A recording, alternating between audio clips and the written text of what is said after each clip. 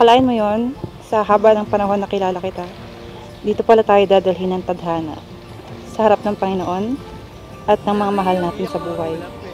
Magsusumpaan na magsasama habang buhay at kung babalik lang ako ng oras sa panahon na nung high school pa tayo at may magsasabi sa akin na tayo yung magkakatuluyan, for sure tatawanan ko lang yan at iisipin ko pinagtitripan lang ako. Colors blur, memories fade. What we found is congrats, Bebu. From now on, meron ka ng living teddy bear. Nung una, pakiramdam ko, suntok sa buwan lang yung mapasagot ka. Tignan mo naman ako, napakalayo ko sa mga Koreanong bias mo. Sa BTS. Lalo na kila RM, Jungkook, Jimin. Kala ko tall, white, singkit yung mga tipo mo. Yun pala sa small, dark, chubby, and handsome ang bibiyag sa'yo. Adult ka na. Adult ka na. Ikaw na yung may iwan sa bahay. So, ikaw na yung bahala. Naiiyak ako. Naiiyak na ako. Huwag kang iyak din ako. Iyak. Kahit wala si Papa ngayon, I'm sure na proud siya sa atin kung nasan man tayo ngayon. Alam ko naman gagabayan niya kami, tayo palagi, anytime. And titingnan niya tayo from up. And alam ko magiging happy siya para sa atin. Sa lahat ang ginagawa natin sa buhay.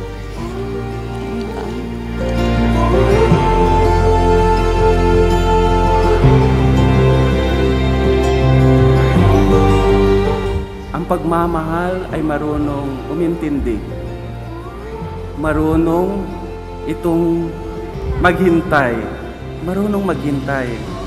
Kung ano yung mga plano ninyo, posible you are praying for something and at hindi pa ibinigay ng Panginoon, we should develop this virtue of waiting. Patience. Bakit? Ito'y makakatulong sa inyo to develop, to strengthen the bond of marriage.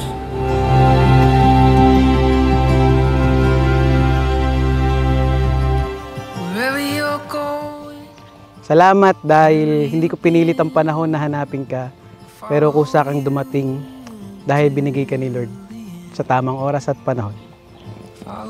Salamat at dumating ka sa buhay ko. Pinaramdam mo sa akin paano maging masaya, paano kiligin, at kung paano mainis. At syempre, kung paano mahalin ng tunay, buong buo at sobra-sobra.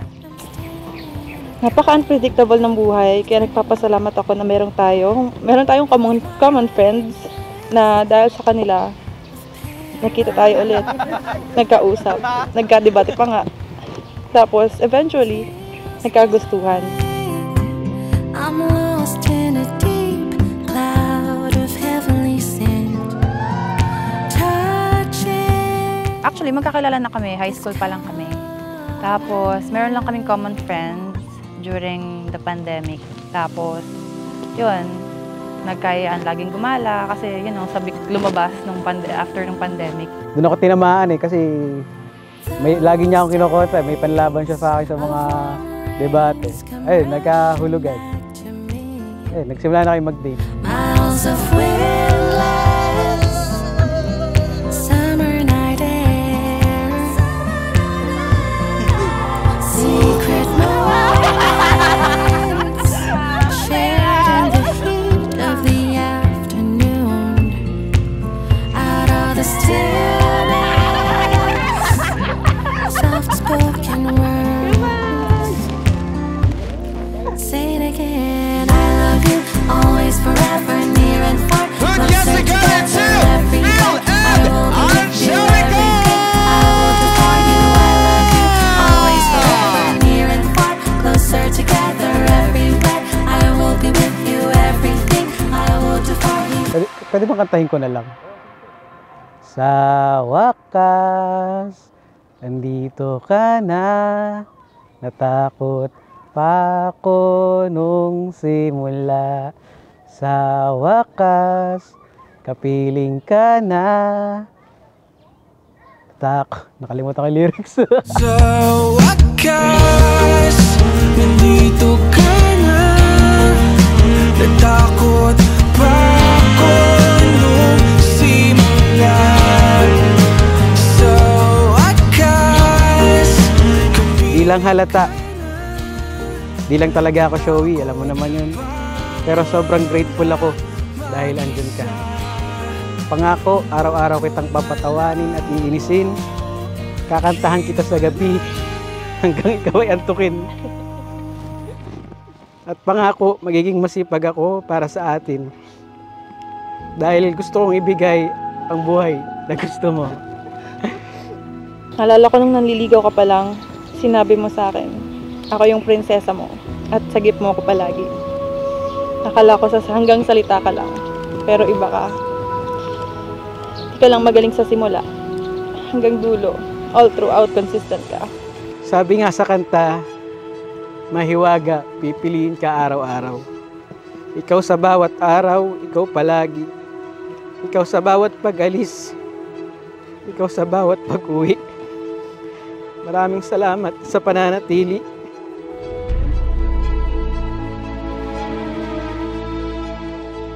Kayong dalawa, Mark and Angelica, ay nagpapahayag ng inyong pagmamahalan, your vow, hindi sa pare.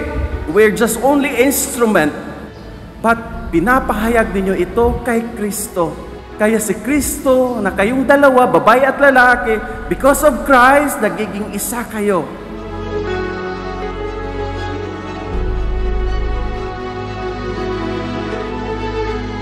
Maria Angelica, bukal ba sa iyong loob ang iyong pagparito upang makaisang dibdib si Philmark na iyong pakamamahalin at paglilingkuran habang buhay? Opo, Father. Philmark, bukal ba sa iyong loob ang iyong pagparito upang makaisang dibdib si Maria Angelica na iyong pakamamahalin at paglilingkuran habang buhay? Opo, Father. Your love brings me peace, happiness, and contentment. Pinapangako kong ikaw at ikaw lang ang pipiliin ko araw-araw. Ikaw sa lungkot at saya. Ikaw sa bawat iyak at tawa. Ikaw sa bawat talo at panalo. Ikaw ngayon at magpakailanman. Simula sa araw na to, wala nang ikaw, wala nang ako. Meron na lang tayo. I love you, baby.